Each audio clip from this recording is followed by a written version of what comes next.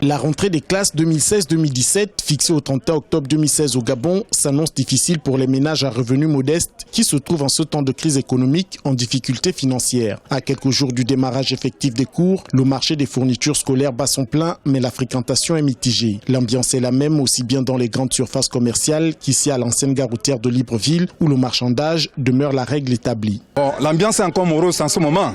Bon, vous savez, plus nous avons les fonctionnaires ici, on espère que d'ici le 30, les parents vont s'embarquer tellement ici chez nous. La crise pétrolière en ce moment, un peu partout. Surtout que le Gabon, c'est un pays producteur de pétrole.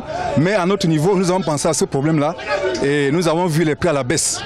Donc tous les parents à tous les niveaux peuvent trouver les comptes chez nous. Chez nous, les prix varient. Les prix varient de 2500 pour les primaires jusqu'à 4200 francs. Si la réalité diffère d'un parent à un autre ou d'une famille à une autre au Gabon, il n'en demeure pas moins que tous les parents s'accordent à scolariser leurs enfants dans un pays où l'école est obligatoire jusqu'à l'âge de 16 ans. Pas facile pour nous les chômeurs.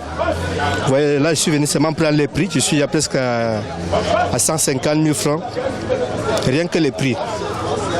Et pour un chômeur comme moi, c'est beaucoup. J'ai 4 enfants. Je suis obligé de les prendre chacun au moins un livre, 2 livres, 3. Et plus les cahiers. Ils vont d'abord se débrouiller comme ça en attendant.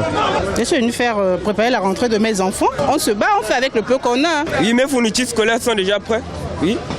Puisque j'ai à payer la moitié, il ne manque que quelques petites choses. Selon les libraires, les prix des manuels scolaires ont été revus à la baisse à hauteur de 5 et 10%. Un point de vue réfuté par les parents d'élèves. Pour rappel, l'administration élabore actuellement les emplois du temps et autres formalités administratives pour une rentrée effective des classes dans les établissements publics le 31 octobre 2016 sur l'étendue du territoire national.